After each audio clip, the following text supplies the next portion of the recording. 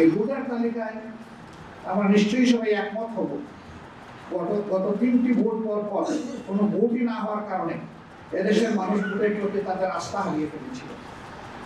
অসংখ্য যুবক যুবতীর বয়স হয়েছে ভোট দেওয়ার, কিন্তু তারা ভোটার হওয়ার আগ্রহী তারা অন্তরে ধারণ করত না। এর পাশাপাশি বিরোধী দলের অন্যান্য যাদেরকে হত্যা করা হয়েছে, একই অবস্থা তাদের ক্ষেত্রে ছিল। যদিও নেতৃত্বের ক্ষতিটা সবচেয়ে বেশি হয়েছে বাংলাদেশ জামাত ইসলামী, এই ক্ষতিটা অন্য কোনো দলের হয়নি।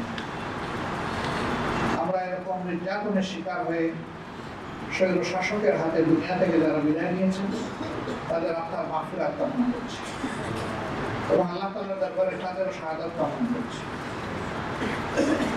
আমাদের দলের বাইরেও যারা পঙ্গু হয়েছেন, আহত হয়েছেন, ক্ষতবিক্ষত হয়েছেন, বিভিন্নভাবে ক্ষতিগ্রস্ত হয়েছেন, তাদের জন্য মহান দরবারে কল্যাণের দোয়া করছি। অসংখ্য আলিম উলামা যাদের উপরে আঘাত দেওয়া হয়েছিল মূলত 13 সালে 5ই মে শাপলা চত্বরকে কেন্দ্র করে একটা শান্তিপূর্ণ সমাবেশের আন্দোলনকারী কিভাবে ঝাঁপিয়ে পড়া হয়েছিল তার সাক্ষী এদেশের জনমানুষ এবং বিশ্ববাসী। কতজন মানুষকে সেদিন খুন করা হয়েছিল তার হদিস আজও পাওয়া যায়।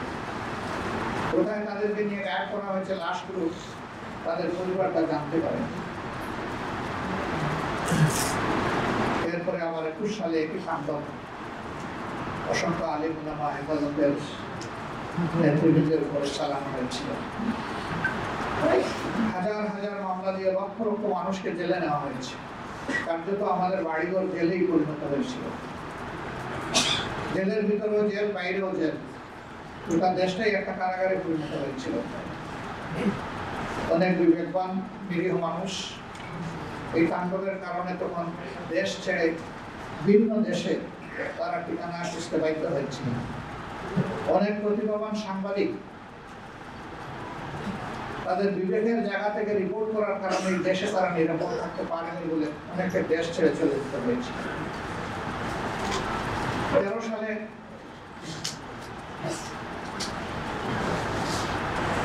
আমরা লক্ষ্য করেছি শাহবাগের কেন্দ্রস্থলে যে আসর বসানো হয়েছিল,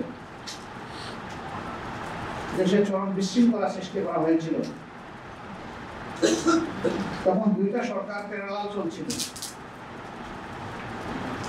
একটা সরকার ছিল সংসদ কেন্দ্রিক, আরেকটা ছিল শাহবাগ কেন্দ্রিক। শাহবাগের সরকারই সংসদীয় সরকারের চেয়ে ক্ষমতাবান হয়ে উঠেছিল। তাদের কথায় বাংলাদেশের জাতীয় পতাকা উঠত এবং নামত। জাতি বিস্ময়করভাবে এই সমস্ত বিশৃঙ্খলা লক্ষ্য করেছে এবং রাষ্ট্র থেকে পূর্ণ পৃষ্ঠপোষকতা দেওয়া হয়েছে। সম্মানিত বন্ধুগণ, এই সমস্ত প্রমাণ এবং স্কার নিয়ে এই জাতি বেঁচে ছিল এবং প্রত্যেকটি অন্যায়ের বিরুদ্ধেই সোচ্চার হয়েছিল। 15.5 বছরে এই জগদ্দল পাথর আল্লাহ রাব্বুল আলামিন আমাদের সন্তান তৈরি ছাত্রছাত্রী যুব সমাজের মাধ্যমে 1 বছরের 5 আগস্ট সরিয়ে দিয়েছে। কিন্তু এই সরিয়ে দেওয়াটাও খুব সুখের ছিল না। কম বেশি 2000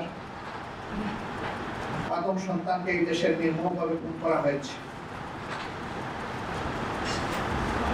স্থল থেকে খুন করা হয়েছে, আকাশ থেকে গুলি করে খুন করা হয়েছে। এই জন্য জাতীয় বিরুদ্ধে সরকারের যুদ্ধ ছিল। আমরাও তাদের সকলের প্রতি গভীর শ্রদ্ধা নিবেদন করছি আরেকবার।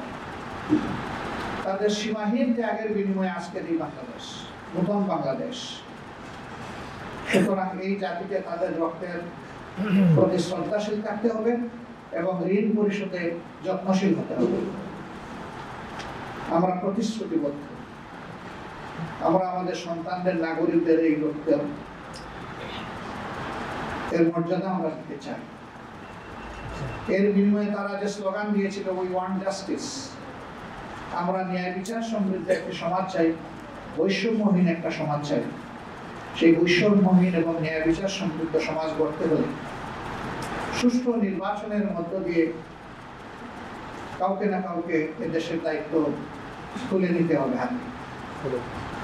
সুষ্ঠু নির্বাচনকে সামনে রেখে আমরা বর্তমান ইন্টারিম গভর্নমেন্টের কাছে দাবি জানিয়েছিলাম যে আপনারা কতিপয় গুরুত্বপূর্ণ বিষয়ে আপনাদেরকে সংস্কার সাধন করে সুষ্ঠু নির্বাচনের জন্য সমতল মাঠ তৈরি করতে হবে। এর জন্য একটি রোডম্যাপ দরকার। এরপরে আমরা বলেছিলাম যে সংস্কারের এই মৌলিক বিষয়গুলা সম্পন্ন হওয়ার সাথে সাথেই নির্বাচন অনুষ্ঠানের পদক্ষেপ আপনাদেরকে নিতে হবে। আবারও আমরা একই কথা তাদেরকে বলব। পাশাপাশি সুষ্ঠু নির্বাচনের অন্যতম মৌলিক দুটি বিষয় অঙ্গাঙ্গিভাবে জড়িত। একটি হচ্ছে রাষ্ট্রের সকল প্রাপ্তবয়স্ক নাগরিককে ভোটার তালিকায় অন্তর্ভুক্ত হওয়ার সুযোগ সৃষ্টি করে দেওয়া।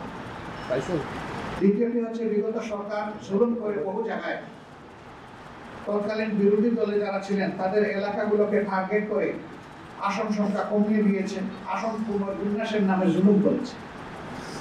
এগুলাকে আবার পুনর্বিন্যাস করা লাগবে বিবেক এবং বাস্তবতার আলো। এই ভোটার তালিকায় আমরা নিশ্চয়ই সবাই একমত হব। গত 3টি ভোট পর কোনো ভোটই না হওয়ার কারণে এদেশের মানুষ ভোটের প্রতি তাদের আস্থা হারিয়ে ফেলেছিল। অসংখ্য যুবক যুবতীর বয়স হয়েছে ভোট দেওয়ার, কিন্তু তারা ভোটার হওয়ার আগ্রহী তারা অন্তরে ধারণ করতো না। যে যুব সমাজের মাধ্যমে এই পরিবর্তন এসেছে, অবশ্যই তাদের প্রতিটা ব্যক্তিকে এবার ভোটার তালিকায় অন্তর্ভুক্ত করতে হবে এবং তার জন্য প্রয়োজন হচ্ছে বাড়ি বাড়ি গিয়ে এই ভোটার তালিকা হালনাগাদ করা।